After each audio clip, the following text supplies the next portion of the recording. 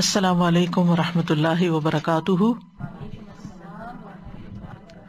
نحمده ونصلی علی رسولہ الکریم، اما بعد فاعوذ باللہ من الشیطان الرجیم، بسم اللہ الرحمن الرحیم، رب اشرح لی صدری ویسر لی امری واحلل عقدۃ من لسانی یفقہوا قولی۔ لو أنزلنا هذا القرآن على جبل لرأيته خاشعا متصدعا من خشية الله وتلك الأمثال نضربها للناس لعلهم يتفكرون۔ امثال القرآن پروگرام کے سلسلے میں آج ہم انشاءاللہ 2 مثالیں بیان کریں گے جو بنیادی طور پر غیر اللہ کو پکارنے والوں کے بارے میں ہیں، اور پہلی مثال میں کفر کرنے والوں کی مثال بھی دی گئی ہے اور ان کی بے بنیاد دلیل کہ وہ آباء و اجداد کی تقلید کرتے ہیں، ان کی پیروی کرتے ہیں، اس کو مثال کے ذریعے سمجھایا گیا ہے۔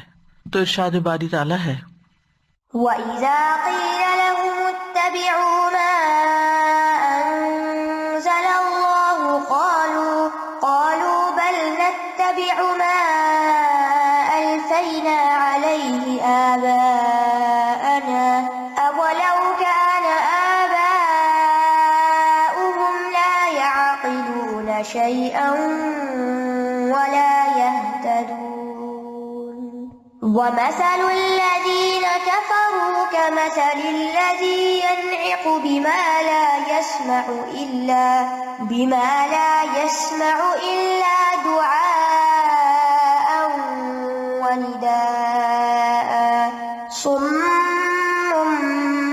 بُكْمٌ عُمْيٌ فَهُمْ لَا يَعْقِلُونَ۔ یہ سورۃ البقرہ کی آیت نمبر 170 اور 171 تھی، اور جب ان سے کہا جاتا ہے اس کی پیروی کرو جو اللہ نے نازل کیا، تو کہتے ہیں بلکہ ہم تو اس کی پیروی کریں گے جس پر ہم نے اپنے باپ دادا کو پایا، اگرچہ ان کے باپ دادا نہ کچھ سمجھتے ہوں اور نہ ہدایت پاتے ہوں۔ اور ان لوگوں کی مثال جنہوں نے کفر کیا اس شخص کی مثال کی طرح ہے جو اس کو آواز دے جو پکار اور آواز کے سوا کچھ نہ سنتا ہو۔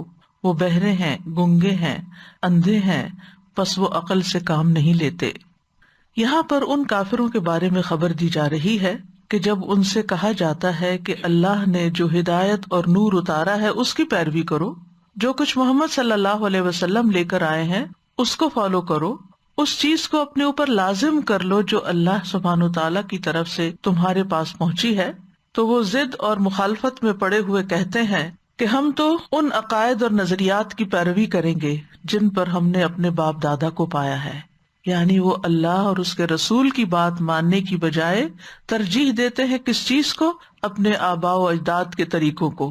تو اللہ سبحانہ وتعالیٰ نے ان کی اس منطق کا انکار کیا، ان کی اس دلیل کا رد کیا، جس میں حیرت بھی ہے اور تعجب بھی ہے کہ کیا وہ اپنے آباء و اجداد کی پیروی کریں گے اگرچہ ان کے آباء و اجداد ہدایت اور نور میں سے کسی چیز کی کوئی سمجھ نہ رکھتے ہوں اور اس حق کی طرف ہدایت نہ پاتے ہوں جس حق پر اللہ راضی ہوتا ہے؟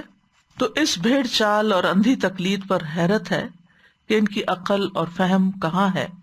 اس کے بعد اللہ سبحانہ وتعالیٰ نے ان کی اس روگردانی اور گمراہی کی مثال بیان فرمائی کہ جو لوگ اپنے طریقوں پہ اڑے ہوئے ہیں اور ہدایت کی پیروی سے انکار کرتے ہیں تو ان کا حال کیا ہے۔ وَمَثَلُ الَّذِينَ كَفَرُوا، یعنی ان کی روگردانی کرنے کی مثال ایسے ہی ہے۔ مثل سے مراد یہاں ان کی صفت اور حالت ہے، یعنی ان کافروں کی صفت یہ ہے، ان کا طریقہ یہ ہے، ان کا حال یہ ہے۔ اور جیسا کہ آپ جانتے ہیں کہ مثل کا لغوی اور اصلی معنی مثل کے معنوں میں ہے، یعنی مانند کے۔ مثل اور نظیر اس کو کہتے ہیں جو کسی دوسری چیز کی طرح ہوتی ہے، اور مثال کو بطور استعارہ، بطور صفت یا بطور حالت یا بطور قصہ بیان کیا جاتا ہے، یعنی ان کی حالت کو ایک قصے کی شکل میں بیان کیا جا رہا ہے۔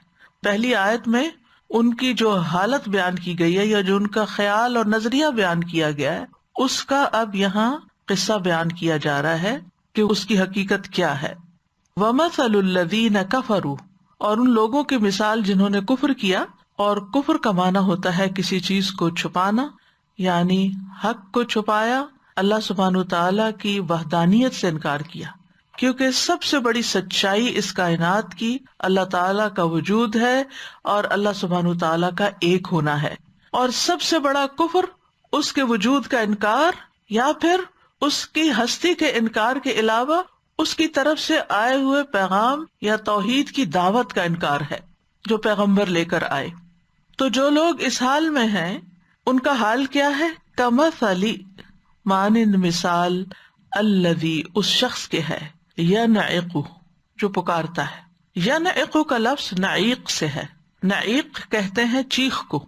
کہا جاتا ہے نعق الراعی بالغنم، چرواہے نے بکریوں کو اونچی آواز سے بلایا، چیخ کر بلایا، ڈانٹا، کیونکہ وہ اتنے آرام سے سننے والی نہیں ہوتی، لہٰذا جب چرواہا انہیں بلاتا ہے تو خوب شور کرتا ہے. اگر عملی زندگی میں جا کر کبھی دیکھنے کا اتفاق نہیں ہوا، آپ یوٹیوب پر دیکھیں کہ چرواہے کس طرح کی آوازیں لگا رہے ہوتے ہیں، تو وہ بہت زوردار قسم کی آواز ہوتی ہے، ایک طرح سے ڈانٹ کی آواز ہوتی ہے، اور اس میں تھوڑا بہت فرق ہوتا ہے. کوئی آواز ان کو ہانکنے کی ہوتی ہے اور کوئی ان کو واپس لانے کی ہوتی ہے. تو یہاں پر فرمایا ینعق بما لا یسمع، ان کو پکارتے ہیں جو سنتے نہیں ہیں، الا دعاء و نداء، مگر پکارنا اور آواز دینا. اب یہ کون ہے جن کو وہ پکارتے ہیں؟ اس کا ایک معنی تو یہی بتایا گیا کہ اگر راعی سے مراد چرواہا لیا جائے تو پھر چرواہا کس کو پکارتا ہے، کس کو آواز دیتا ہے؟ مویشیوں کو، بکریوں کو، اونٹوں کو، بھیڑوں کو. تو ان لوگوں کی مثال اس انسان جیسی ہے جو جانوروں کو بلاتا ہے تو وہ اس کی آواز کو صرف ایک پکار کی طرح سمجھتے ہیں. ان کو یہ سمجھ نہیں آتا کہ وہ کہہ کیا رہا ہے، بس جانوروں کو ایک آواز ہی آتی ہے جو وہ سمجھتے نہیں ہیں، اس کے معنی نہیں سمجھتے، اس کے الفاظ نہیں سمجھتے، صرف وہ ایک آواز کے طور پر اس کو لیتے ہیں اور جس طرف کو آواز جاری ہوتی ہے اس کے پیچھے چل رہے ہوتے ہیں. یہاں پر دو لفظ استعمال ہوئے ہیں، دعا اور ندا. ان دونوں میں کیا فرق ہے؟ ایک قول ہے کہ دعا کا لفظ قریب کے شخص کو آواز دینے کے لیے ہوتا ہے اور ندا کا لفظ دور کے لیے بولا جاتا ہے، ایک قریب اور ایک بعید. اسی طرح دعا اور ندا دو الگ الگ آوازیں ہوتی ہیں. دعا ایسا پکارنا ہے جس کے ذریعے بکریوں کو مخاطب کیا جاتا ہے جو کہ ڈانٹنے پر دلالت کرتا ہے، ڈانٹ ہے. یہ اس وقت ہوتی ہے جب چرواہا ان کو ڈانٹتا ہے، یعنی اس کانٹیکسٹ میں خاص طور پہ. اور ندا کا مطلب ہے ان پہ اس طرح آواز بلند کرنا کہ وہ اپنی چراگاہ کی طرف اکٹھی ہو جائیں، وہ جو پھیلی ہوئی تھی، باہر نکلی ہوئی تھی، ادھر ادھر گھوم رہی تھی، وہ واپس آ جائیں. آپ کو معلوم ہے کہ چرواہے صبح کے وقت بکریوں کو لے کے نکلتے ہیں، تو جب لے کے نکلتے ہیں تو ایک آواز سے نکلتے ہیں، اور جب شام کو واپس لا کے ان کو اکٹھا کرتے ہیں تو ایک طرح سے. جیسے آپ دیکھیں کبھی آپ نے مرغیاں پالی ہوں تو آپ کو معلوم ہوگا کہ مرغیوں کو بلانے کی ایک مخصوص آواز ہوتی، بلی کو بلانے کی ایک آواز ہوتی ہے. تو اسی طرح جانوروں کو پکارنے کی، جیسے جو لوگ کتا پالتے ہیں تو اس میں آپ دیکھیں کہ وہ بعض اوقات ان کا نام لیتے ہیں یا بعض اوقات مخصوص قسم کی آوازیں بناتے ہیں، تو جس کے ذریعے وہ اس آواز کو بس فالو کرتے ہیں کہ ایک اس طرح کی آواز آ رہی جس کے بعد ہمیں یہ کرنا ہے. اسی طرح کہا گیا کہ دعا مخصوص آواز ہے اور ندا عام آواز ہے، یعنی جب کسی مخصوص چیز کو اس کے نام کے ساتھ پکارا جاتا ہے تو اسے دعا کہتے ہیں، یعنی نام کے ساتھ جیسے پکارا جاتا ہے، جیسے ہم اللہ تعالیٰ سے دعا مانگتے ہیں یا اللہ کہہ کے. اور ندا عام آواز ہوتی ہے جس میں ہم باتیں کرتے ہیں، اللہ تعالیٰ ایسا ہو گیا، ویسا ہو گیا، مناجات جیسے ہوتی ہے. تو یہاں اس کانٹیکس میں انسان بعض اوقات مویشیوں کے نام رکھ لیتا اور ان کو نام لے کے پکارتا ہے، تو جب وہ ان کا خاص نام لے کے پکارتا ہے تو اس کی طرف متوجہ ہو جاتے ہیں، بھاگے چلے آتے ہیں. جیسے ابراہیم علیہ السلام نے پرندوں کو اپنے سے مانوس کیا تھا، پھر ان کو ذبح کر کے 4 پہاڑوں پہ رکھا، پھر ان کو اپنی طرف بلایا تو وہ دوڑتے ہوئے آ گئے. جبکہ ندا تمام مویشیوں کے لیے ہوتی ہے مجموعی طور پر، اس کے ساتھ کسی ایک جانور کو دوسرے سے خاص نہیں کیا جاتا. تو یہاں یہ بتایا جا رہا ہے کہ یہ کافر اس لحاظ سے انہی جانوروں کی طرح ہی ہیں کہ یہ اپنے آبا کی اس حالت کی جس گمراہی پر وہ تھے بلا سوچے سمجھے پیروی کر رہے ہیں، یعنی ان کی طرف دوڑے چلے جا رہے ہیں جس پر وہ تھے، ان کی آواز پہ لبیک کہہ رہے ہیں، بجائے رسول صلی اللہ علیہ وسلم کی آواز پر لبیک کہنے کے انہوں نے کیا کیا، اپنے ماں باپ اور اپنے بڑوں یا اپنے لیڈرز جن کی بھی یہ پیروی کرتے ہیں، جس طرف وہ بلاتے ہیں اس طرف چل پڑتے ہیں، اور ان کو نبی صلی اللہ علیہ وسلم کی یا دین کی یا حق کی بات سمجھ نہیں آتی، بلکہ آباء و اجداد کی پیروی کر رہے ہیں، یعنی وہ سمجھتے نہیں، دونوں آوازوں میں ڈفرینشیٹ نہیں کر سکتے کہ کیا صحیح ہے کیا نہیں، بس آنکھیں بند کر کے جس کے وہ عادی ہو چکے اسی پہ چلتے چلے جا رہے ہیں، جیسے بکریاں عادی ہو جاتی ہیں نا، تو ایسے یہ بھی عادی ہو گئے ہیں اور اسی کے مطابق چل رہے ہیں، ان کو جو صحیح بات ہے اس کی سمجھ نہیں آتی، وائس کنڈیشننگ ہو گئی، یعنی مخصوص آوازیں ہوتی ہیں نا، اس کے بعد انسان مخصوص طریقے سے ریئیکٹ کرتا ہے، مثلاً گاڑی کے ہارن کی آواز ہوتی ہے تو اس کا ایک خاص مطلب ہوتا ہے، گھر کی بیل بجی ہے تو اس کا ایک خاص مطلب، اس وقت ہم سوچتے تھوڑی ہیں، ہم بیل بجتی ہے تو آنکھیں بند کر کے اس کی طرف چل پڑتے ہیں۔ اسی طرح اس مثال کا ایک اور معنی بھی لیا گیا ہے، ایک معنی تو یہ ہے کہ واعظ و نصیحت کے وقت اس کی مثال کیا ہے کہ وہ بس ایک جانور کی طرح بہیو کرتا ہے، کہ وہ آواز تو سنتا ہے لیکن معنی نہیں سمجھتا، یہ ابن عباس اور مجاہد کا قول ہے، اور اس اعتبار سے راعی سے مراد حق کی طرف بلانے والا داعی یعنی رسول اللہ صلی اللہ علیہ وسلم ہے، اور آپ کے بعد جو بھی حق کی طرف خیر کی طرف بلائے، تو کچھ لوگ ہوتے ہیں خیر کی بات سنتے ہیں اور اس پر لبیک کہتے ہیں، بات مان جاتے ہیں، لیکن کچھ لوگ سنی انسنی کر دیتے ہیں، اور جانوروں سے مراد وہ انسان ہیں جن کو پکارا جا رہا ہے اور وہ سن کے نہیں دے رہے۔ اس مثال کا ایک اور معنی بھی لیا گیا، اور وہ کیا ہے کہ کافر کی مثال جو اپنے معبودوں کو پکارتا ہے، وَمَثَلُ الَّذِينَ كَفَرُوا بِمَا لَا يَسْمَعُونَ، تو یہاں ماں کون ہے؟ معبود، اصنام، بت، جن کی وہ اللہ کے سوا عبادت کرتا ہے، تو اس پکارنے میں اس کی مثال ایسے ہے جیسا کہ جانوروں کا چرواہا ہو جو جانوروں کی آواز تو سنتا ہے لیکن ان کی بات نہیں سمجھتا، تو یہ بت بھی ان کی بات سمجھتے کچھ نہیں۔ مثلاً کوئی شخص مرے ہوئے لوگوں کو قبر میں پکارتا ہے تو وہ کیا سنتے ہیں؟ یعنی وہ تو کچھ نہیں سمجھتے، ان تک تو آواز بھی نہیں جاتی۔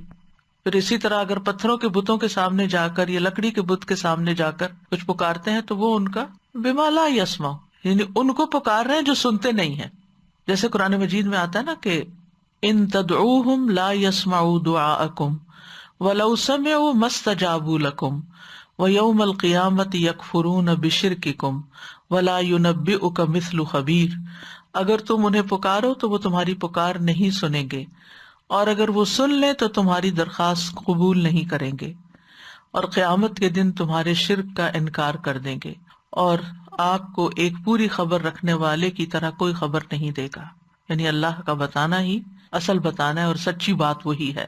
سم بکم عمیٌ، سم اسم کی جمع ہے، عرب کے لوگ ایسے شخص کو سم کہتے تھے جو سنتا تھا لیکن اس میں عقل نہیں، گویا کہ وہ بہرا ہے، اور بکمن گنگا ہے، یعنی جو خیر کی بات نہ کرے چاہے وہ اس کی زبان ہو، بولتا ہو، اور امیون عامہ کی جمع ہے جو ہدایت سے اندھا ہو، ہدایت کو نہ دیکھتا ہو، ویسے بے شک دنیا کی چیزیں دیکھتا بھی ہو۔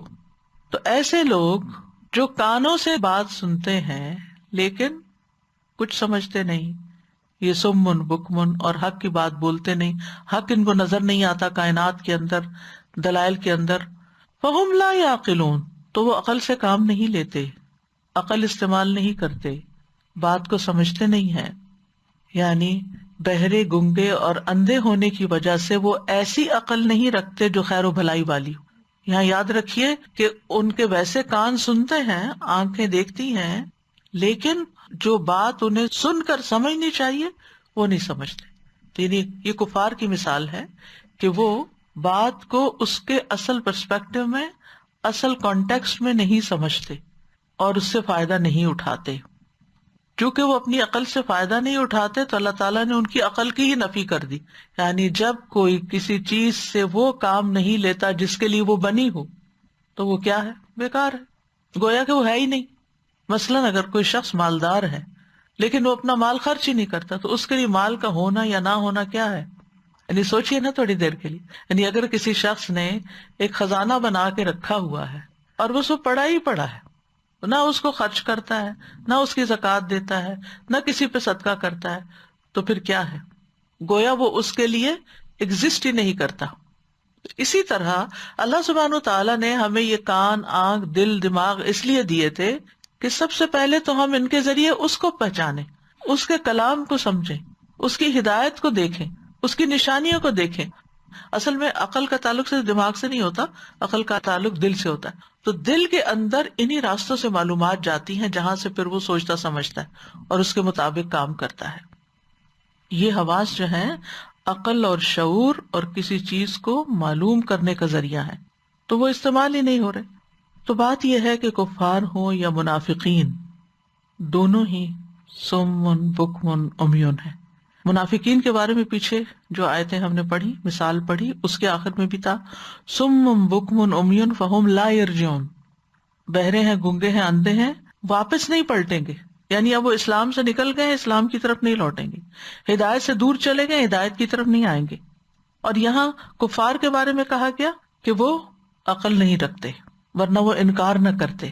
سورۃ الاعراف میں اللہ تعالیٰ فرماتے ہیں وَلَقَدْ ذَرَأْنَا لِجَهَنَّمَ كَثِيرًا مِّنَ الْجِنِّ وَالْإِنسِ لَهُمْ قُلُوبٌ لَا يَفْقَهُونَ بِهَا وَلَهُمْ أَعْيُنٌ لَا يُبْصِرُونَ بِهَا وَلَهُمْ آذَانٌ لَا يَسْمَعُونَ بِهَا أُولَٰئِكَ كَالْأَنْعَامِ بَلْ هُمْ أَضَلُّ أُولَٰئِكَ هُمُ الْغَافِلُونَ۔ اور بلا شبہ یقیناً ہم نے بہت سے جن اور انسان جہنم ہی کے لیے پیدا کیے ہیں، ان کے دل ہیں جن کے ساتھ وہ سمجھتے نہیں، اور ان کی آنکھیں ہیں جن کے ساتھ وہ دیکھتے نہیں، ان کے کان ہیں جن کے ساتھ وہ سنتے نہیں۔ یہ لوگ جو پاؤں جیسے ہیں، بلکہ یہ اس سے بھی زیادہ بھٹکے ہوئے ہیں، یہ لوگ بالکل غافل ہیں، بالکل غافل ہیں۔ تو جو شخص بھی غفلت کی زندگی بسر کرتا ہو، جو شخص بھی حقیقت تک پہنچنے کی کوشش نہ کرتا ہو، جو شخص بھی ہدایت کی طلب نہ رکھتا ہو، ہدایت کی طرف جانے والا رستہ اختیار نہ کرتا ہو، ہدایت کے لیے آنے والی پکار پہ لبیک نہ کہتا ہو، پھر اس کا حال یہی ہوتا ہے جو یہاں پر بیان کیا گیا ہے۔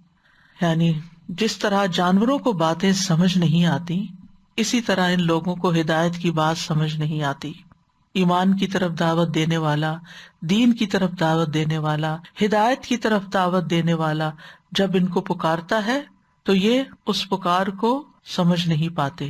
جیسے اگر آپ کسی جانور سے بات کریں، مثلا بلی وغیرہ تو ہر ایک نے گھر میں دیکھی ہوگی، پیٹ رکھا ہوگا، اگر آپ اس سے بات کریں، بعض اوقات اتنی معصوم، کیوٹ، خوبصورت ہوتی، اتنی گہری آنکھیں ہوتی ہیں، کان ہوتے ہیں، چھوٹی سی آہٹ بھی سن لیتی ہے سب، لیکن اگر آپ اس سے بات کریں اپنی زبان میں، انگریزی میں کریں، کسی بھی زبان میں کریں، تو وہ آپ کو دیکھتی تو رہے گی لیکن اس کو سمجھ کچھ نہیں آئی۔ تو اسے حیرت ہوتی ہے نا، ان کی بھی آنکھیں ہیں، ان کے بھی کان ہیں، ان کا بھی سر کھولے تو دماغ نکلے گا اس میں، ان کا بھی دل ہے، وہ کیا چیز ہے جو اللہ نے انسان میں رکھ دی اور ان میں نہیں رکھی؟ ان کی عقل صرف اتنی کام کرتی ہے جو ان کے مطلب کی بات ہوتی ہے۔ تو جانوروں کی طرح ایسے انسانوں کی عقل بھی بس اتنی کام کرتی ہے جس میں ان کو اپنے مفاد اور اپنے فائدے کی کوئی بات سمجھ آتی۔ یعنی کچھ لوگوں کو اگر آپ کوئی اچھی بات بتائیں، دین کی بات بتائیں، وہ سمجھنے کے گویا کہ انہوں نے سنی نہیں، لیکن اگر آپ ان کو کوئی کھانے پینے کی یا ان کو کوئی فیشن کی یا ان کو کوئی ان کی مرضی کی بات بتائیں تو ان کے دل، دماغ، آنکھیں، کان، ہر چیز خوب کام کرے گی۔ تو یہاں پر بات یہی کی جا رہی ہے کہ جس طرح جانور صرف مطلب کی بات ہی سنتا ہے، لا دعا و ندا، اسی طرح یہ کفار بھی صرف اپنے مطلب، اپنے فائدے، اپنی مصلحت کی بات ہی سمجھتے ہیں، اللہ کی طرف بلانے کی آواز کو نہیں سمجھتے، اللہ سبحانہ وتعالیٰ کی ہدایت کی طرف جو بلا رہا ہے اس کی بات کو نہیں سمجھتے۔ تو پھر ایمان کہاں سے لائیں گے، ہدایت کہاں سے پائیں گے، عمل کہاں سے کریں گے؟ اگرچہ بات صرف کفر کرنے والوں کی جا رہی ہے، لیکن بعض لوگ زبان سے تو کہہ دیتے ہیں ہم مسلمان ہیں، لیکن اگر آپ ان کو ہدایت کی کسی بات کی طرف بلائیں تو ان کا رسپانس ڈسکریجنگ ہوتا ہے، کیونکہ وہ سننا چاہتے ہی نہیں۔ منافقین کا حال کیا تھا؟ نبی صلی اللہ علیہ وسلم کی مجالس میں حاضر ہوتے تھے لیکن ان سے کچھ بھی فائدہ نہیں اٹھاتے تھے، جیسے جاتے تھے ویسے ہی نکل آتے تھے۔ اسی طرح کچھ لوگوں کو قرآن کی آیات سنائی جائیں، بتائی جائیں، کچھ نہیں سمجھتے اور جب میں اس لیسن کو تیار کر رہی تھی تو مجھے ایک دم اتنا ڈر لگا کہ بعض لوگ قرآن کی تلاوت سنتے رہتے ہیں اور وہ بھی ان کے لیے صرف ایک آواز ہوتی ہے، الا دعا و ندا ہوتی ہے. وہ آیت کیا کہہ رہی ہے کچھ پتہ نہیں. کتنا ڈرنے کا مقام ہے. یہ ضروری نہیں کہ ہر وقت ہم بہت گہرائی میں جا کر ہی سنیں، لیکن ایٹ لیسٹ جو لفظ ہمارے کان کو ٹکرائے تو ہمیں یہ تو پتا ہو کہ کہا کیا جا رہا ہے. اور اس طرح کی لسننگ جو ہوتی ہے تو آپ دیکھیں گے کہ کچھ نہ کچھ دل میں اتر ہی جاتا ہے، کہیں نہ کہیں انسان رک ہی جاتا ہے. بعض لوگ پورا قرآن حفظ کر لیتے ہیں لیکن ایک جملہ بھی نہیں سمجھتے. تو ایسا نہ ہو کہ قرآن کی آواز ہمارے لیے صرف دعا اور پکار ہی رہ جائے. اسی طرح ہر وہ شخص جو ہدایت سے منہ موڑ لیتا ہے، اصلاح چھوڑ کے فساد کی طرف چلا جاتا ہے، اللہ تعالیٰ کے احکامات کو سنی انسنی کر دیتا ہے، اور وہ جانوروں کے ریوڑ میں، انسانوں کی بھیڑ میں گو ود دا فلو، جدھر سب جا رہے ہیں ادھر ہی چلتا چلا جا رہا ہے اور سمجھنے کی کچھ کوشش نہیں کرتا. تو یہ ناسمجھی کی زندگی بسر کرنا اسی میں شامل ہو جاتا ہے. تو جو شخص بھی حق سننے سے بہرا، گنگا اور اندھا ہو، اس کو کچھ بھی فائدہ نہیں ہوتا. اور پھر قرآن مجید میں یہ بتایا گیا کہ جو آیات کو جھٹلا دیتے ہیں وہ بھی گنگے اور بہرے ہیں. سورۃ الانعام 39 ہے یہ. والذین کذبوا بآیاتنا صم وبکم فی الظلمات. جن لوگوں نے ہماری آیات کو جھٹلایا وہ بہرے اور گنگے ہیں، اندھیروں میں پڑے ہوئے ہیں. ایسے لوگوں کو ان کے اعضاء کسی کام نہیں آتے، یعنی آنکھ، دل، کان کام نہیں آتے. سورۃ الاحقاف میں آتا ہے اور بلا شبہ ہم نے انہیں ان چیزوں میں قدرت دی جن میں ہم نے تمہیں قدرت نہیں دی. ہم نے ان کے لیے کان اور آنکھیں اور دل بنائے، تو نہ ان کے کان ان کے کسی کام آئے، نہ ان کی آنکھیں اور نہ ان کے دل.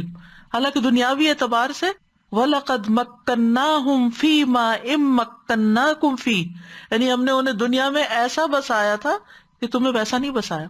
ان کے پاس وہ کچھ تھا دنیاوی ترقی کے اعتبار سے جو تمہارے پاس نہیں ہے، اور ہم نے ان کو کان، آنکھیں، دل دیے مگر انہوں نے فائدہ نہیں اٹھایا. بھئی اتنا کچھ تو کر لیا، اتنی ترقی کر لی تو فائدہ کیسے نہیں اٹھایا؟ اللہ سبحانہ وتعالیٰ فرماتے ہیں ان کے دل اور آنکھیں، کان کام ہی نہیں آئے. کیوں؟ اذ کانوا یجحدون بآیات اللہ، جب وہ اللہ کی آیات کا انکار کرتے تھے. وحاق بہم ما کانوا بہ یستہزئون، اور انہیں اسی چیز نے گھیر لیا جس کا وہ مذاق اڑاتے تھے. تو بعض اوقات انسان حق کا مذاق اڑاتا ہے، دین والوں کا مذاق اڑاتا ہے، اللہ تعالیٰ کے حکم پہ چلنے والوں کا مذاق اڑاتا ہے، اور وہ سمجھتا ہے کہ وہ بہت ذہین ہے، زیادہ عقل مند ہے، زیادہ دنیا کے بارے میں جانتا ہے، ہائیلی ایجوکیٹڈ ہے، اس لیے اس کو ضرورت نہیں ہے 14 سال پرانی باتیں پڑھنے سننے کی. لیکن پھر الٹیمیٹلی انجام تو خسارہ ہے. اولئک ھم الخاسرون. پیدا اللہ نے کیا، جانا اس کی طرف ہے. اگر اسی کی اطاعت اور عبادت نہیں کی تو کیا لے کے ساتھ گئے؟ پھر ہمارے آنکھیں، کان، دل یہ کس کام آئے اگر ان سے ہم نے اپنے رب کو نہیں پہچانا اور اپنے رب کی بات کو نہیں سمجھا اور اس کے مطابق عمل نہیں کیا؟ تو یاد رکھیے ایسے اندھے بہرے ہدایت کی طرف نہیں آ سکتے. اللہ تعالیٰ فرماتے ہیں افانت تسمع الصم او تہدی العمی ومن کان فی ضلال مبین. پھر کیا آپ بہروں کو سنائیں گے یا اندھوں کو راہ دکھائیں گے، اور ان کو جو صاف گمراہی میں پڑے ہوئے ہیں. سورۃ یونس میں آتا ہے وَمِنْهُمْ مَن يَنظُرُ إِلَيْكَ أَفَأَنْتَ تَهْدِي الْعُمْيَ وَلَوْ كَانُوا لَا يُبْصِرُونَ. اور ان میں سے کچھ وہ ہیں جو آپ کی طرف دیکھتے ہیں، تو کیا آپ اندھوں کو راستہ دکھائیں گے اگرچہ وہ نہ دیکھتے ہوں. سورۃ روم میں آتا ہے وَمَا أَنْتَ بِهَادِ الْعُمْيِ عَنْ ضَلَالَتِهِمْ إِن تُسْمِعُ إِلَّا مَن يُؤْمِنُ بِآيَاتِنَا فَهُمْ مُسْلِمُونَ. اور نہ آپ کبھی اندھوں کو ان کی گمراہی سے راہ پہ لانے والے ہیں، آپ نہیں سناتے مگر انہی کو جو ہماری آیات پر ایمان لاتے ہیں، پھر وہ فرما بردار ہیں. فہم مسلمون. یاد رکھیے صرف سن کے انٹلیکچولی سمجھ لینا کافی نہیں ہوتا جب تک کہ پھر ان کے آگے سر نہ جھکا دیا جائے کہ اللہ کا حکم ہے، لبیک، اب میرا طرز زندگی اسی کے مطابق ہوگا. اور جہاں تک اس مثال کا دوسرا معنی ہے، یعنی غیر اللہ کو پکارنا ایسے جیسے جانوروں کو پکارنا، یا بتوں کو پکارنا ایسے جیسے ناسمجھ جانوروں کو پکارنا جو بات سمجھتے نہیں، تو یہ بت بھی اور غیر اللہ جن سے وہ دعائیں مانگتے ہیں وہ کچھ بھی نہیں سمجھتے. تو یہاں ایک دوسرا معنی بھی اس آیت کا اہل علم نے بیان کیا ہے کہ یہ کافروں کی اس وقت کی حالت ہے جب وہ بتوں کو اپنی ضروریات کے لیے پکارتے ہیں جن کی وہ عبادت کرتے ہیں، جبکہ وہ اپنے معبودوں کو پکارتے ہیں اور ان سے دعائیں مانگتے ہیں.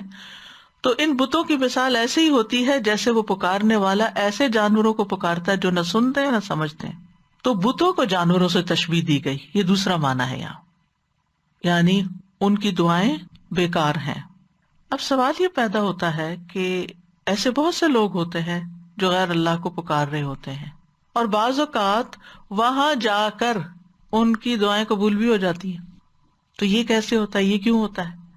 یعنی بعض لوگ مسجد نہیں جائیں گے، کعبہ نہیں جائیں گے، اللہ کو اس طرح نہیں پکاریں گے، بلکہ جا کے قبر والے کو پکاریں گے، یا غوث یا فلان جیسے نام رکھے ہوئے لوگوں نے غیر اللہ کے۔ یہ ہمارے کلچر کے اندر ہے، جبکہ مشرکین مکہ تو وہ یا حبل یا لات یا منات ان کو پکارتے تھے، تو وہ تو پتھروں کے صنم تھے۔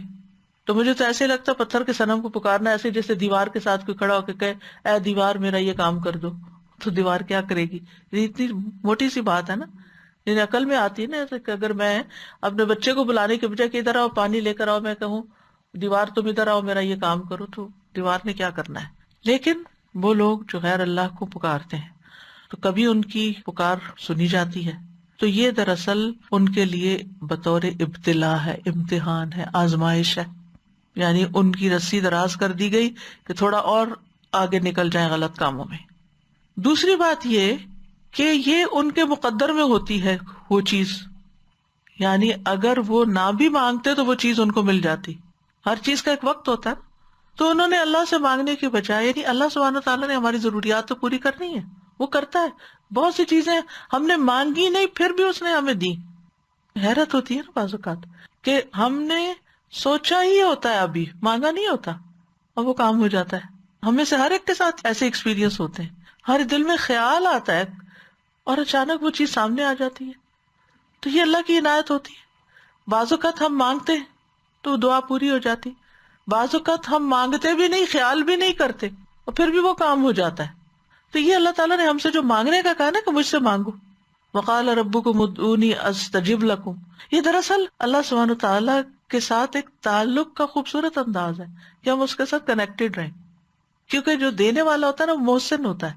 تو جب ہم مانگتے ہیں اور وہ دیتا، ہماری دعا قبول ہوتی ہے، تو پھر ہمارے دل میں اس کی محبت اور عظمت اور بڑھتی ہے، ہمیں اس کی پریزنس کا یقین ہوتا ہے کہ وہ ہے۔ تو بہرحال پہلا معنی کیا ہے اس میں؟ الذی ینعق سے مراد انبیاء ہیں، اور دوسرا الذی ینعق سے مراد کافر ہیں۔ انبیاء کے مقابلے میں جن کو پکارا جا رہا ہے وہ کفار ہیں، اور دوسرے کفار جن کو پکارتے ہیں اس کے مقابل بت ہیں، اور یہ دونوں معنی ہی درست ہیں، یعنی دونوں معنوں کا احتمال پایا جاتا ہے۔ یعنی اصول اور قاعدے کی بات یہ ہے کہ جب کسی آیت میں دو معنی پائے جاتے ہوں اور ایک دوسرے سے کنٹراڈکٹ نہ کرتے ہوں تو دونوں معنی ہی لیے جا سکتے ہیں، یہ وسعت ہوتی ہے اس کلام کی، ٹھیک ہے؟ اور اس طرح کی آپ کو بہت سی مثالیں ملیں گی۔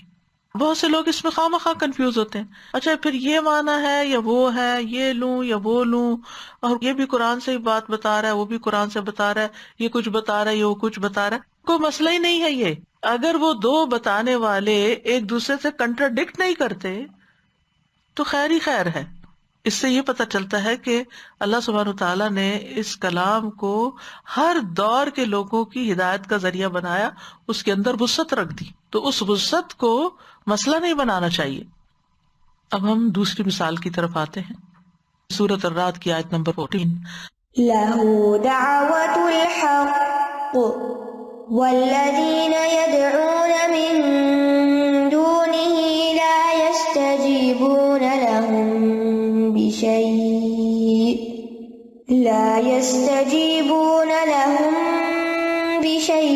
إلا كباسط كفيه إلى الماء ليبلغ فاه وما هو ببالغه وما دعاء الكافرين إلا في ضلال۔ اسی کو ہی پکارنا برحق ہے، اور وہ لوگ جو اس کے سوا کو پکارتے ہیں، یعنی اس کے علاوہ کسی اور کو پکارتے ہیں، وہ انہیں کچھ بھی جواب نہیں دیتے مگر اس شخص کی طرح جو اپنے دونوں ہاتھ پانی کی طرف پھیلائے تاکہ وہ اس کے منہ تک پہنچ جائے، حالانکہ وہ اسے پہنچنے والا نہیں، اور کافروں کی دعا محض گمراہی کی طرف ہی جاتی ہے۔ یہ مثال ان آیات کے بعد آئی ہے جن میں اللہ کی عظمت کے بارے میں وعید بیان کی گئی ہے، اور یہ کہ ان میں اللہ کی مخلوق کے بارے میں اللہ کی کامل ربوبیت کے بارے میں بات کی گئی ہے، اور یہ سورۃ الرعد کی آیت نمبر 8 سے 13 تک ہے۔ اللہ یعلم ما تحمل کل انثی وما تغیض الارحام وما تزداد وکل شیء عندہ بمقدار، یہ وہو شدید المحال تک۔ اللہ جانتا ہے جو ہر مادہ اٹھائے ہوئے ہے اور جو کچھ رحم کم کرتے ہیں اور جو زیادہ کرتے ہیں، اور ہر چیز اس کے ہاں ایک اندازے سے ہے۔ وہ غیب اور حاضر کو جاننے والا ہے، بہت بڑا، نہایت بلند ہے۔ برابر ہے تم میں سے جو بات چھپا کر کرے اور جو اسے بلند آواز سے کرے، اور وہ جو رات کو بالکل چھپا ہوا ہے اور جو دن کو ظاہر پھرنے والا ہے۔ اس کے لیے اس کے آگے اور اس کے پیچھے یکے بعد دیگرے کئی آنے والے پہرے دار ہیں جو اللہ کے حکم سے اس کی حفاظت کرتے ہیں۔ بے شک اللہ نہیں بدلتا جو کسی قوم میں ہے، یہاں تک کہ وہ اسے بدلیں جو ان کے دلوں میں ہے۔ اور جب اللہ کسی قوم کے ساتھ برائی کا ارادہ کر لے تو اسے ہٹانے کی کوئی صورت نہیں، اور اس کے علاوہ ان کا کوئی مددگار ہی نہیں۔ وہی ہے جو تمہیں بجلی دکھاتا ہے ڈرانے اور امید دلانے کے لیے، اور بھاری بادل پیدا کرتا ہے، اور بادل کی گرج اس کی حمد کے ساتھ تسبیح کرتی ہے، اور فرشتے بھی اس کے خوف سے، اور وہ کڑکنے والی بجلیاں بھیجتا ہے، پھر انہیں ڈال دیتا ہے جس پہ چاہتا ہے، جبکہ وہ اللہ کے بارے میں جھگڑ رہے ہوتے ہیں، اور وہ بہت سخت قوت والا ہے۔ ان باتوں کے بعد، یعنی اللہ سبحانہ تعالیٰ کا تعارف کرانے کے بعد کہ وہ کون ہے، کیا کچھ کرتا ہے، کیا اس کی قدرت ہے، کیا قوت ہے، کیا عظمت ہے، اس کے بعد یہ بات کی گئی کہ لہو دعوت الحق، اسی کو پکارنا برحق ہے۔ تو جب ان آیات میں ہم غور کرتے ہیں تو ہم دیکھتے ہیں کہ یہ آیات پوشیدہ چیزوں کے بارے میں اللہ کے کمال علم کو ظاہر کرتی ہیں۔ یعنی اگر آپ غور کریں نا ان میں تو آپ دیکھیں گے کہ رات کو چھپنے والا، پھر پہرے دار جو حفاظت کر رہے ہیں، پھر ہر مادہ جو کچھ اٹھائے ہوئے ہے، یعنی پیٹ کے اندر جو کچھ ہے، جنین وغیرہ، پھر کسی قوم کی حالت نہیں بدلتی جب تک ان کے دلوں کا حال نہ بدلے، تو دلوں کے اندر جو کچھ ہے وہ بھی چھپا ہوا ہے۔ پھر اسی طرح بادلوں سے جو بارش کا سلسلہ ہے، گرج اس کی حمد کے ساتھ تسبیح کرتی ہے، وَلَٰكِن لَا تَفْقَهُونَ تَسْبِيحَهُمْ، ہم تو نہیں سمجھتے ان کی تسبیح، جیسے ایک اور جگہ پر آتا ہے۔ تو ان آیات میں اللہ سبحانہ تعالیٰ کے کمال علم کی بات پتہ چلتی ہے کہ وہ باتیں جو ہمیں نہیں پتا، کسی اور مخلوق کو نہیں پتا، وہ اللہ جانتا ہے۔ یعنی اللہ یعلم ما تحمل کل انثی وما تغیض الارحام، یعنی مادہ کے پیٹ میں جو جنین اور حمل ہے، بیٹا ہے، بیٹی ہے، صحت مند ہے، بیمار ہے، کس رنگ کا ہے، کس شکل کا ہے، کس عمر کا ہوگا، یہ سب کچھ اللہ ہی جانتا ہے۔ کب وہ گرو کرتا ہے، کب اس کی گروتھ رک جاتی ہے، یہ بھی اللہ ہی کو پتا ہے۔ اس کو اندر ہی اندر کیا بیماری لگ جاتی ہے، کیوں لگ جاتی ہے، اللہ ہی کو پتا۔ کہ بعض اوقات ڈاکٹر سے پوچھتے بھی ہیں تو کہتے ہیں ہمیں اس کی ریزن نہیں پتا کہ کیوں ایسا ہو گیا۔ پھر آپ دیکھیے عالم الغیب والشہادۃ الکبیر المتعال، یعنی غیب اور حاضر کا جاننے والا ہے، بہت بڑا، بہت بلند ہے۔ سواء منکم من اسر القول ومن جہر بہ، اللہ کے لیے برابر ہے جو بات چھپا کے کرے اور جو ظاہر کر کے کرے، جو رازداری سے بات کرتے ہیں، جو بلند آواز سے بول کے کرتے ہیں، جو رات کے اندھیرے میں گناہ چھپاتے ہیں اور جو دن کی واضح روشنی میں گناہ کرتے ہیں، اللہ سب کچھ جانتا ہے۔ لہو معقبات من بین یدیہ ومن خلفہ، اللہ تعالیٰ نے انسان کے اوپر فرشتے مقرر کر رکھے ہیں، حالانکہ وہ خود بھی جانتا ہے کہ انسان کیا کرتا ہے۔ هو الذی یریکم البرق خوفا وطمعا، وہی تمہیں دکھاتا ہے بجلیاں خوف اور طمع کی حالت میں، یعنی لوگوں کو اس میں امید بھی ہوتی ہے کہ بارش برسے گی، یعنی یہ اللہ کی قدرت کے ساتھ یہ سارا کام ہوتا ہے۔ پھر اللہ کی قدرت کے ساتھ یہ بادل پانی سے لدے ہوئے ہوتے ہیں اور پھر بارش برساتے ہیں۔ وَيُسَبِّحُ الرَّعْدُ بِحَمْدِهِ وَالْمَلَائِكَةُ مِنْ خِيفَتِهِ وَيُرْسِلُ الصَّوَاعِقَ، یعنی رعد کی تسبیح کرنا اور فرشتوں کی تسبیح کرنا، اور پھر صواعق کا بھیجنا یعنی کڑاکوں کا بھیجنا۔ وَهُمْ يُجَادِلُونَ فِي اللَّهِ وَهُوَ شَدِيدُ الْمِحَالِ، سبحان اللہ، اللہ سبحانہ تعالیٰ کی یہ ساری قدرتیں اور لوگ اللہ ہی کے بارے میں جھگڑ رہے ہیں جس نے یہ سب کچھ بنایا۔ تو ان تمہیدی آیات کے بعد پھر توحید الوہیت کا ذکر ہے اگلی آیت میں، اور توحید ربوبیت کا بھی ذکر ہے کہ کس طرح اللہ سبحانہ تعالیٰ ان ساری نشانیوں کو دکھا کر، سمجھا کر، پھر اس کے بعد فرماتے ہیں لہو دعوت الحق، اسی کو پکارنا برحق ہے۔ لہو میں جو لام ہے یہ استحقاق کا ہے، یعنی اللہ ہی کا حق ہے۔ ہو کی ضمیر اللہ کی طرف جاتی ہے۔ ایک معنی یہ کیا گیا ہے کہ صرف اللہ کی عبادت کرنا، کیونکہ یاد رکھیے پکار میں، دعا میں عبادت بھی ہوتی ہے. ایک دعائے عبادت ہوتی ہے، ایک دعائے مسئلہ ہوتی ہے. یعنی ایک اللہ کو پکارنا عبادت ہوتا ہے اور ایک اپنا سوال پیش کرنا ہوتا ہے. یعنی اللہ ہی کو پکارنا، دعا کرنا، اس کی عبادت کرنا، بس یہی حق ہے. دوسرا معنی یہ کیا گیا کہ اللہ تعالیٰ بندوں کو حق کی طرف پکارتا ہے. یعنی اللہ تعالیٰ بندوں کو حق کی پکار کی طرف بلاتا ہے، یعنی لا الہ الا اللہ کی پکار. تو گویا اللہ تعالیٰ ہی اس بات کا مستحق ہے کہ اس کو پکارا جائے، اس سے ڈرا جائے، اسی سے امیدیں باندھی جائیں، اس سے محبت کی جائے، اس کی طرف رغبت رکھی جائے، اسی سے خوف کھایا جائے، اس کی طرف ہر مشکل میں رجوع کیا جائے، اسی پہ توکل کیا جائے. کیوں؟ کیونکہ اس کا الہ ہونا برحق ہے، یعنی وہی اصل الہ ہے. اس لیے سب کچھ اسی کے ساتھ وابستہ کرو، کسی اور کے ساتھ یہ سب کچھ نہیں ہو سکتا. پھر آپ دیکھیے کہ یہاں پر آیت کے شروع میں لہو آیا ہے، جار مجرور، اور اس کو مبتدا پہ مقدم کیا گیا ہے. مبتدا کیا ہے؟ دعوت الحق. ہونا تو یہ چاہیے تھا دعوت الحق لہو، لیکن لہو دعوت الحق یہ تخصیص کا فائدہ دیتا ہے. جب جار مجرور پہلے آ جاتا ہے تو مخصوص ہو جاتی ہے بات، یعنی صرف اللہ ہی کو پکارنا برحق ہے، کسی اور کو پکارنا درست نہیں. اور یہ علم بلاغت کا قاعدہ ہے کہ جس کا حق مؤخر کیا جائے خود اس کو مقدم کرنا یہ تخصیص کا فائدہ دیتا. چلیں اگر آج سمجھ نہیں آئی تو ہو سکتا ہے کچھ سال بعد سمجھ آ جائے. والذین یدعون من دونہ لا یستجیبون لہم بشیء، اور وہ لوگ جو اس کے سوا کو پکارتے ہیں وہ انہیں کچھ بھی جواب نہیں دیتے. والذین یدعون، یہاں یدعون میں واو کی جو ضمیر ہے مشرکین کی طرف لوٹتی، من دونہ اس کے سوا ہا ضمیر جو ہے یہ اللہ تعالیٰ کی طرف لوٹتی ہے. لا یستجیبون یعنی نہیں وہ جواب دیتے، اس میں ضمیر جو ہے واو کی یہ بتوں کی طرف لوٹتی. ٹھیک ہے، یعنی یدعون من دونہ لا یستجیبون، پکارتے ہیں مشرک اور نہیں جواب دیتے ان کے معبود. اللہ سبحانہ تعالیٰ نے بتوں کے بارے میں ذوی العقول کی ضمیر کے ساتھ اظہار خیال کیا ہے، کیونکہ مشرکین ان کو ایسا ہی سمجھتے ہیں کہ بڑے عقل والے ہیں. لیکن اللہ تعالیٰ فرماتے ہیں انہی کے زبان سے کہ یعنی وہ جو ذوی العقول کے ساتھ معاملہ کرتے ہیں وہ پتھروں کے ساتھ معاملہ کر رہے ہیں. تو یہ کیوں ایسا کیا گیا ہے کہ جیسا کسی کا کلیم ہے اسی کی زبان میں اس کو جواب دیا جا رہا ہے، یعنی اسی کے انداز میں اس کو بات سمجھائی جا رہی ہے. لا یستجیبون میں آپ دیکھیے یہ لا جو ہے نا نفی مستغرق ہے، جیسے لام مستغرق کا ہوتا ہے نا، الحمد میں لام استغراق کا ہے. اتنا تو سنا ہوگا آپ نے، الحمد. استغراق غرق سے آپ اندازہ کر سکتے ہیں سب کچھ شامل ہے. لا یستجیبون بالکل بھی وہ نہیں جواب دیتے، نہ وہ دنیا میں کوئی خیر پہنچا سکتے ہیں نہ وہ آخرت میں کوئی خیر پہنچا سکتے ہیں.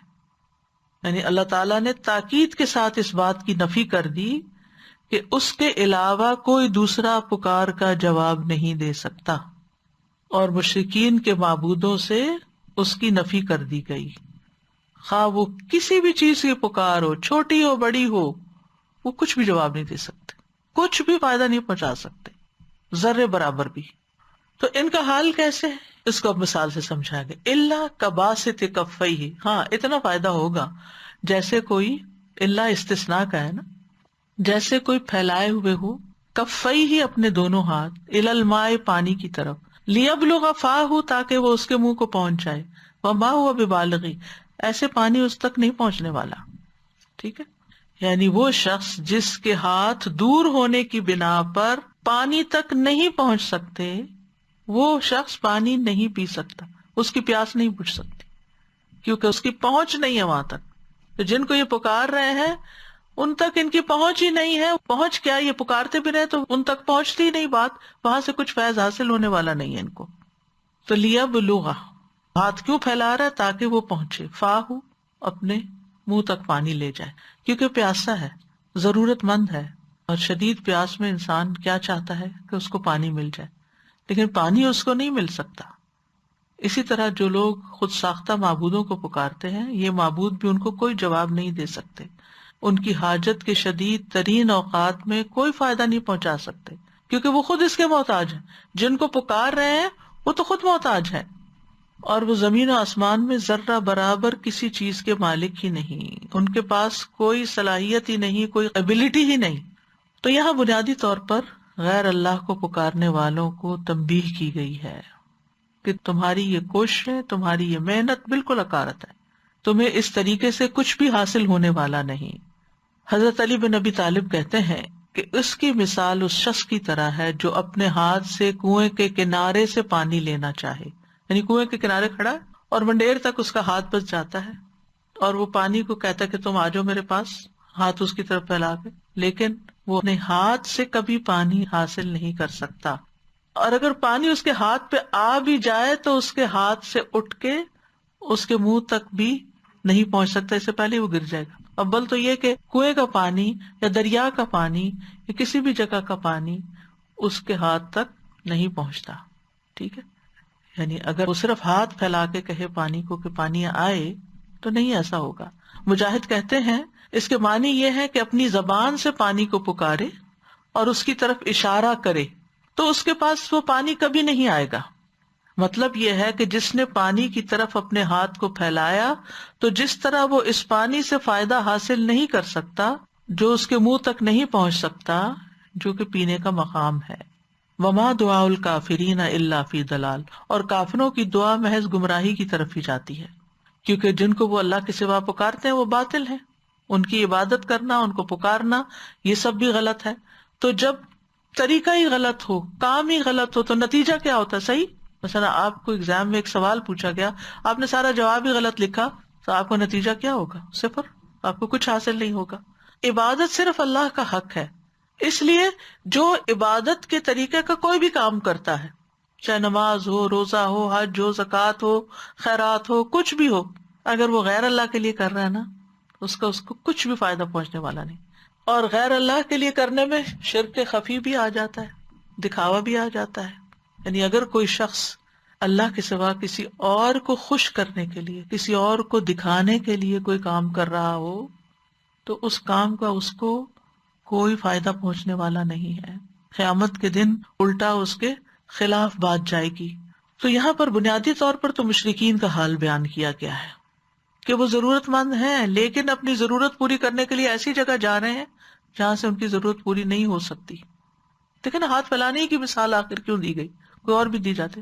ان کے آگے ہاتھ پھیلا رہے ہیں، ان سے مرادیں مانگ رہے ہیں جو ان کے ہاتھ میں کچھ ڈالنے والے ہی نہیں، ڈال سکتے ہی نہیں، کوئی خیر ان تک واپس آنے والی ہی نہیں، چاہے وہ کتنا بھی پکارتے رہیں، 1000 دفعہ بھی پکارے، اس پکار کا کوئی فائدہ نہیں۔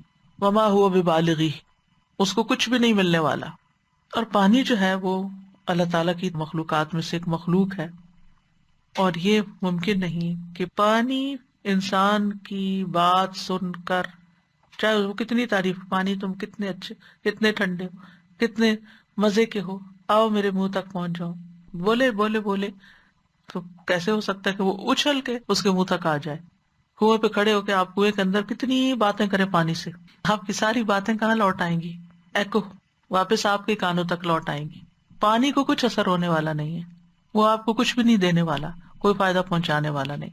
تو یہی مثال ان لوگوں کے اوپر چشمہ ہوتی ہے جو غیر اللہ کی عبادت کرتے ہیں یا ان سے دعائیں کرتے ہیں اور ان سے اپنی مرادیں مانگتے ہیں اور ان کے نام کی نظر و نیاز چڑھاتے ہیں اور ان کو خوش کرنے میں لگے رہتے ہیں، ان کو خوش کرنے کے لیے اپنا مال لٹاتے ہیں، چڑھاوے چڑھاتے ہیں، لیکن یہ ساری کوششیں بیکار کی کوششیں ہیں کیونکہ وہاں سے ان کو کچھ ملنے والا نہیں ہے۔ تو بنیادی طور پر جو مثال ہے اس کی غرض و غایت یہ ہے کہ غیر اللہ کو پکارنا باطل ہے، سراسر گمراہی ہے، اس سے پکارنے والے کو کوئی فائدہ نہیں پہنچے گا، ان کی پکار کی قبولیت ممکن نہیں۔ جیسے اللہ تعالیٰ فرماتے ہیں نا، ان الذین کذبوا بآیاتنا واستکبروا عنها لا تفتح لهم ابواب السماء ولا يدخلون الجنۃ حتى يلج الجمل في سم الخیاط، بے شک جن لوگوں نے ہماری آیات کو جھٹلایا اور انہیں قبول کرنے سے تکبر کیا، ان کے لیے نہ آسمان کے دروازے کھولے جائیں گے اور نہ وہ جنت میں داخل ہوں گے یہاں تک کہ اونٹ سوئی کے ناکے میں داخل ہو جائے۔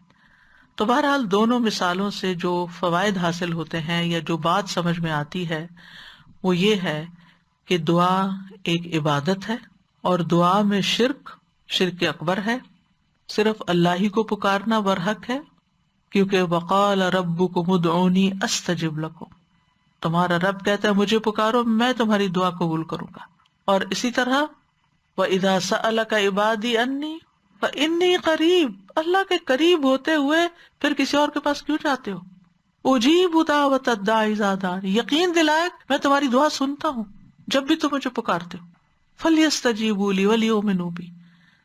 اتنی کھلی کھلی آیات کے بعد کوئی گنجائش نہیں رہ جاتی کہ پھر کوئی انسان اللہ کا در چھوڑ کر کسی اور کے در پر جائے اور اس کو پکارے.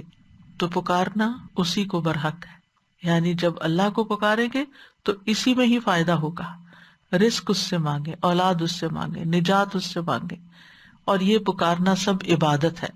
اور ابن قیم کہتے ہیں کہ شرک اکبر کی انواع میں سے ایک قسم یہ ہے کہ مردوں سے حاجتیں طلب کرنا، مردوں سے یعنی قبر والوں سے، ان سے فریاد کرنا، ان کی طرف توجہ کرنا. اور دنیا جہاں کی شرک کی اصل بنیاد یہ ہے کہ انسان غیر اللہ سے لو لگا بیٹھے، امیدیں رکھ بیٹھے، وابستگی اختیار کر لے.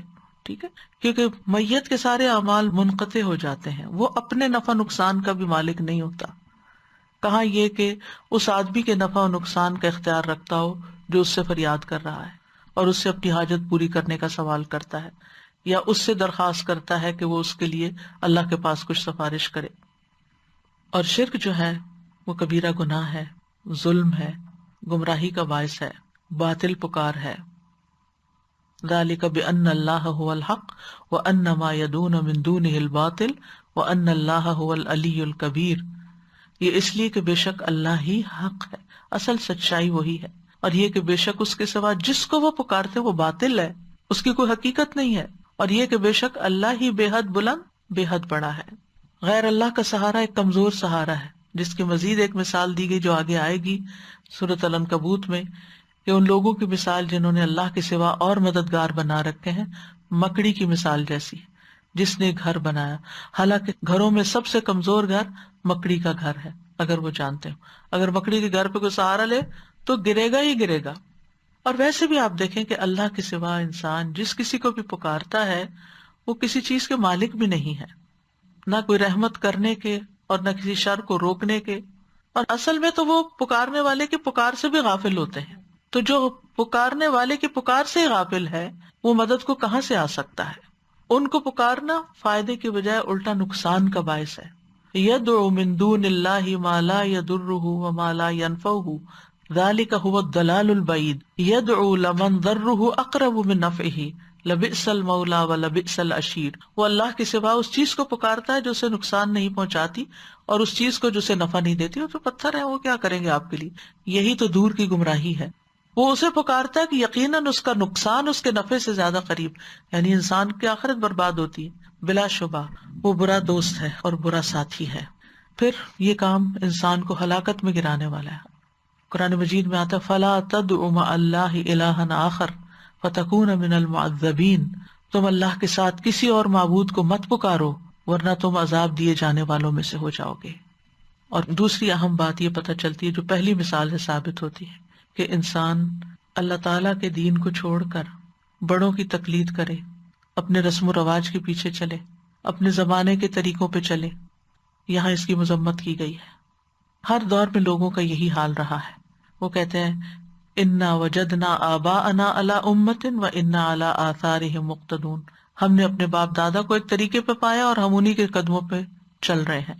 تو آباء و اجداد کی تقلید جو ہے وہ اچھے کاموں میں تو ہو سکتی ہے، وہ پیروی ہوتی ہے، تقلید نہیں ہوتی. اور ان کی تقلید ان کے غلط عقائد میں یا غلط طریقہ زندگی میں یا اللہ کی نافرمانی کے کاموں میں اس کا کوئی جواز نہیں بنتا. اسی طرح جو لوگ علم اور ہدایت سے خالی ہوں ان کے پیچھے بھی نہیں چلنا چاہیے. ہمیشہ انسان اگر کسی انسان کو رول ماڈل بنائے ہوئے یا کسی کو فالو کر رہا ہے تو دیکھے کہ اس کے پاس کیا علم ہے، کتنا علم ہے اور کس چیز کا علم ہے، اور وہ اس علم پر خود کیا عمل کر رہا ہے. تو کرنے کے کام یہ ہے کہ ہم اپنی دعاؤں میں اخلاص پیدا کریں، صرف اللہ کو پکاریں. اللہ تعالیٰ خود حکم دیتے ہیں کہ اسی کو پکارا جائے، اسی سے مانگا جائے. جب رات کا پہلا تہائی حصہ گزر جاتا ہے تو اللہ تعالیٰ آسمان دنیا پہ نزول فرماتے ہیں اور فرماتے ہیں میں بادشاہ ہوں، میں بادشاہ ہوں، کون ہے جو مجھ سے دعا کرے کہ میں اسے قبول کر لوں، کون ہے جو مجھ سے سوال کرے کہ میں اسے عطا کروں، کون ہے جو مجھ سے بخشش طلب کرے کہ میں اسے بخش دوں. اور یہ طلوع فجر تک ہوتا رہتا ہے. اور آج کل تو ہر کوئی سحری کے لیے اٹھ رہا ہے، تو اس وقت کچھ نہ کچھ دعا ضرور مانگے. بے شک آپ یہ بھی کر سکتے ہیں کہ ہر روز کی ایک مخصوص دعا جو سحری بناتے وقت، کھاتے وقت دل میں اللہ کو پکارتے رہیں. اللہ سبحانہ تعالیٰ نے دعا مانگنے کا بھی حکم دیا ہے اور قبولیت کا بھی وعدہ کیا ہے. اللہ سبحانہ تعالیٰ سے ہی توقع رکھنی چاہیے کہ وہ ساری مشکلات اور مصائب کو دور کر دے گا. نبی صلی اللہ علیہ وسلم نے دین کی دعوت دیتے ہوئے فرمایا تھا کہ میں اس اللہ کی طرف دعوت دیتا ہوں جو ایک ہے. وہ اللہ جب تم پر کوئی مصیبت آتی ہے تم اسے پکارتے ہو تو وہ تمہاری مصیبت دور کر دیتا ہے. جب تم کسی بیابان اور جنگل میں راستہ بھول جاؤ اور اس سے دعا کرو تو وہ تمہیں واپس پہنچا دیتا ہے. جب تم قحط سالی میں مبتلا ہوتے ہو اور اس سے دعا کرتے ہو تو وہ تم پر پیداوار ظاہر کر دیتا ہے. یعنی ہوپ دلائی گئی، یعنی اس اللہ کی طرف اپنی ساری امیدیں اور تمنائیں رکھو. اور وہ مانگنے والوں کو پسند بھی کرتا ہے. جب اس سے ہم دعا کرتے ہیں تو اس کو یہ پسند بھی ہے، اور وہ بندوں کو خالی ہاتھ لوٹانے سے حیا کرتا ہے. وہ بندے کے پھیلے ہوئے ہاتھوں میں خیر ضرور ڈالتا ہے. تو ہمیں اپنی ساری حاجات اللہ کے سامنے رکھنی چاہیے. نبی صلی اللہ علیہ وسلم نے فرمایا جسے شدید حاجت آ پڑے اور اس نے اسے لوگوں پہ پیش کر دیا تو حاجت نہیں دور ہوگی، اور جس نے اسے اللہ پہ پیش کیا تو ان قریب اللہ اسے بے پرواہ کر دے گا. یا تو جلد موت آ جائے گی کہ دنیا کے بکھیڑوں سے جان چھوٹ جائے، یا جلد ہی غنی ہو جائے گا، اس مشکل سے نکل جائے گا. پھر یہ کہ دعا سے زیادہ کوئی چیز اللہ کے ہاں معزز نہیں. نبی صلی اللہ علیہ وسلم نے حضرت ابن عباس کو سکھایا تھا، اے لڑکے میں تجھے چند کلمات سکھا رہا ہوں، اللہ کے احکام کی حفاظت کرو اللہ تمہاری حفاظت کرے گا. اللہ کی حفاظت کرو تم اسے اپنے سامنے پاؤ گے. جب مانگو اسی سے مانگو، جب بھی مدد چاہو اللہ ہی سے چاہو. اور پھر یہ کہ خوشحالی میں بھی مانگنا چاہیے اور تکلیف میں بھی مانگنا چاہیے. اور دعا مانگنے سے کبھی عاجز نہیں آنا چاہیے. رسول اللہ صلی اللہ علیہ وسلم نے فرمایا لوگوں میں سب سے عاجز وہ ہے جو دعا مانگنے سے عاجز ہے. تو اللہ سبحانہ وتعالیٰ ہمیں کبھی بھی دعا مانگنے سے محروم نہ کرے اور ہمیشہ اسی سے مانگتے رہیں، اور کبھی غیر اللہ کا خیال تک دل میں نہ آئے کہ کوئی غائبانہ طور پر ایسی قدرت رکھتا ہے کہ ہماری مشکل دور کر سکتا ہے. ہرگز نہیں. رزق دینے والا بھی وہی ہے، شفا دینے والا بھی وہی ہے، تکلیف دور کرنے والا بھی وہی ہے. اس لیے اسی کی طرف رجوع کرنا چاہیے. یونس علیہ السلام نے مچھلی کے پیٹ میں جو کہ قبر کی طرح ہی ہوتا ہے، اس سے اللہ نے ان کو باہر نکال دیا دعا کی بدولت. لا الہ الا انت سبحانک سبحانک انی کنت من الظالمین حسبی اللہ لا الہ الا ہوا علیہ توکلت وہو رب العرش العظیم. اللہ اللہ ربی لا اشرک بہ شیئا اللہ اللہ ربی لا اشرک بہ شیئا اللہ اللہ ربی لا اشرک بہ شیئا لا الہ الا اللہ العظیم الحلیم لا الہ الا اللہ رب العرش العظیم لا الہ الا اللہ رب السماوات ورب الارض ورب العرش الکریم لا الہ الا اللہ لا الہ الا اللہ لا الہ الا اللہ. نبی صلی اللہ علیہ وسلم نے فرمایا جس نے لا الہ الا اللہ کہا تو ایک دن یہ کلمہ اسے مصائب سے نجات دے گا. اس سے پہلے جو ہو چکا سو ہو چکا.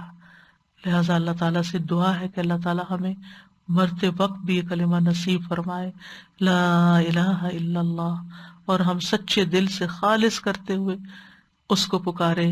لہو دعوت الحق. لو أنزلنا هذا القرآن على جبل لرأيته خاشعا متصدعا من خشية الله وتلك الأمثال نضربها للناس لعلهم يتفكرون. میں بینکاک سنگاپور کے ٹرپ پہ گئی تھی اور پھر چائنا بھی جانے کا اتفاق ہوا. تو ان سب شہروں میں اتنا مطلب ترقی ہے، اتنی ایجوکیشن ہے، کمال ماشاءاللہ سے. مطلب ان کی لائف سٹائل دیکھیں، سب کچھ ہے، لیکن عقل مت ماری ہوئی ہے. ہر قسم کا خدا بنایا ہوا ہے. کوئی خدا جو ہے وہ سگریٹ پیتا ہے، اس کے سامنے سگریٹ رکھا جاتا ہے. کوئی چائے والا ہے، چائے پیتا ہے. اور ہر فلور پہ، میں جس ہوٹل میں تھی اس ہوٹل میں 8 فلور تھے، 8 فلورز پر ڈفرنٹ گاڈز تھے. میں تھی اور میری جٹھانی. ہم نے خود ان کو جا جا کے پوچھا کہ تم لوگ اس کو کیوں دیتے ہو. پھر ہم دوسرے دن دیکھے تھے پھر فریش رکھا ہوتا تھا اور وہ اٹھا کے پھینک دیتے. وہ کھاتا نہیں کوئی تھا کیونکہ وہ خدا کا ہوتا تھا نا، دیا ہوا نذرانہ. اللہ اکبر. اور پھر درختوں کی پوجا، درختوں پہ کھڑے ہو کے صبح صبح فجر کے بعد وہ کہتے تھے کہ ہاتھ سیدھا رکھ کے درخت پہ، اور پھر اس سے انرجی لیتے تھے کہ یہ میں انرجی دے رہے ہیں، اور پھر ان سے مانگتے تھے درختوں سے. اور جتنے درختوں کے لیئرز ہوتے تھے اتنی اس کی لائف ہوتی تھی، اتنا وہ بوڑھا درخت ہوتا تھا. تو جتنا بوڑھا ہوتا تھا وہ اتنا بزرگ درخت مانا جاتا تھا. اللہ اکبر. اور عقل ماری. سزا یہ اللہ سبحانہ تعالیٰ کے علاوہ جتنے بھی، چاہے کوئی مردے کو یہ پوجیں یا کچھ بھی کریں، اور یا پھر بتوں کو، یہ بوجھ ہوتا ہے، بوجھ اور مصیبت بن جاتے ہیں انہی کے لیے. یعنی ان کی خدمتیں بھی کرتے ہیں اور ان کے بڑے بڑے وَهُمْ لَهُمْ جُنْدٌ مُحْضَرُونَ، ہاں جیسے جی. قرآن میں آتا ہے نا، ان کے لیے حاضر باش لشکر بنے ہوئے ہیں. کتنی محرومی ہے کہ ان کی تو خدمتیں کرتے رہیں اور ان کو بھی کوئی فائدہ نہیں اور ان کو بھی کوئی فائدہ نہیں. بالکل. استاذہ جی ایک خیال آ رہا تھا جب آپ نے کہا کہ جیسے غیر اللہ کی جو بھی کوئی پرستش کرتا ہے تو اس کو کوئی فائدہ نہیں ہوتا، اور یعنی نیت کی بات ہو رہی تھی. میرے ذہن میں یہ سوال آ رہا تھا کہ جو لوگ غیر اللہ کے لیے نہیں کرتے لیکن دے ہیو نو ایکٹیو نیا، اچھے کام کر رہے ہوتے ہیں لیکن کسی فائدے کے لیے نہیں کر رہے ہوتے، گڈ سمیریٹنس جو یہاں پہ ایک کانسیپٹ ہے کہ you just do goodness for the sake of goodness, تو اس کا بھی کوئی یعنی اینڈ ریزلٹ تو نہیں ہے نا، زیرو ہی ہو گیا. غیر اللہ کو پکارا یا کسی کو بھی نہ پکارا، یعنی اللہ تعالیٰ کو پکارنا چاہیے، لازم ہے، ریکوائرڈ ہے، رائٹ؟ بالکل. یعنی ایک الحاد ہے، ایک شرک ہے. جی. الحاد یہ ہے کہ آپ اللہ کے وجود کی نفی کر دیں، اور شرک یہ ہے کہ کسی اور کو بھی ساتھ الہ بنا دیں. تو دونوں ہی ہلاکت کا باعث ہے. استغفرک و اتوب الیک جو ہے نا، ہمیں کثرت سے کرنے کی ضرورت ہے، کیونکہ حالات جو ہیں وہ آپ دیکھ رہے ہیں کہ کس رخ پہ جا رہے ہیں. ہم اللہ سبحانہ تعالیٰ سے استغفار کرنے اور اپنے گناہوں کی معافی مانگنے میں سنجیدہ نہیں ہے. ہم نے اس سارے پینڈیمک کو ایک بس پینڈیمک ہی لے لیا ہے، یعنی ہم اس کو نہیں سوچ رہے کہ یہ ہمارے لیے اللہ کی طرف سے کوئی آزمائش بھی ہے. تو اللہ تعالیٰ اس آزمائش اور امتحان کو ختم فرمائے. اس کے لیے بھی دعا کریں رمضان میں، کیونکہ یہ صرف اللہ ہی کے ختم کرنے سے ختم ہو سکتی ہے. اس کے لیے اسی کو پکارنا ہے، وہی سجھائے گا. لا تصیبن الذین ظلموا منکم خاصہ. وآخر دعوانا ان الحمد للہ رب العالمین. سبحانک اللہم وبحمدک، اشہد ان لا الہ الا انت، استغفرک واتوب الیک. السلام علیکم ورحمۃ اللہ وبرکاتہ.